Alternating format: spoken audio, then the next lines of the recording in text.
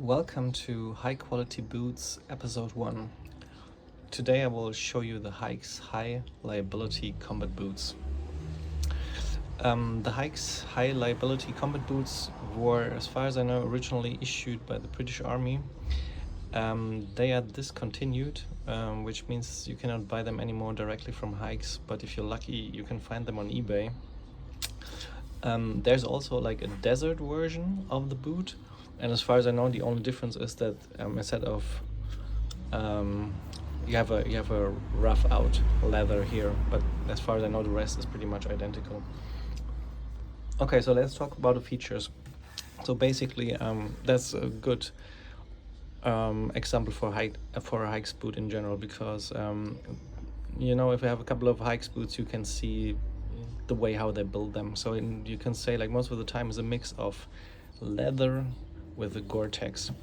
So this boot is basically almost completely made out of leather, except the small parts here on the left and right, and the leather tongue is surrounded by by Gore-Tex to fit it into the boot.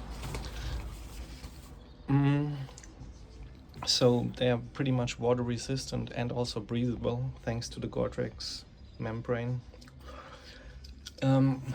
The sole is a Davos Sole, which is also oil resistant and very slip resistant. I mean, I never had the feeling, it doesn't matter where I was walking, that you could slip. So it's a really good sole, and it's quite comfortable. So, and in general, if you wear them, you feel like really like your boot and your ankles are really protected. It's a sturdy boot. Even though they don't mention that explicitly, but these boots should be resolable because other models with similar soles are. So I would be surprised if these boots cannot be resoled, which gives them a much more time to live. So this thing here is called extra rubber side wall, which I thought it's for like for protecting the boot, like the leather, but it's actually for enhancing stability of the sole. So this is kind of like a stability feature.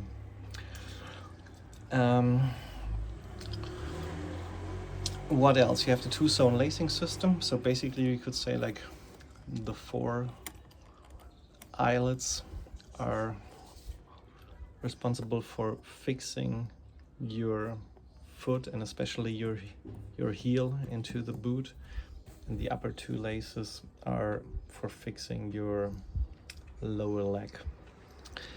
And so you can basically this gives you the option that you can have different tightness levels. So you can have it more tight here and more loose here, or the other way around, which also can make a difference depending on where you walk, uphill or downhill.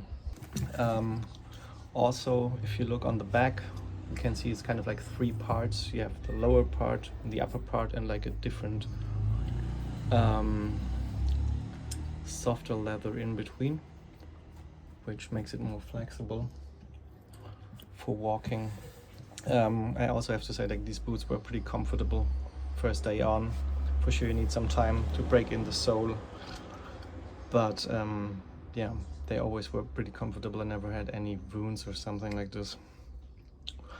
For care, I used Red Wing Mink Oil because this is what I already had, and I just applied it on the parts, you know, that were used. I didn't apply it here because there's basically no use.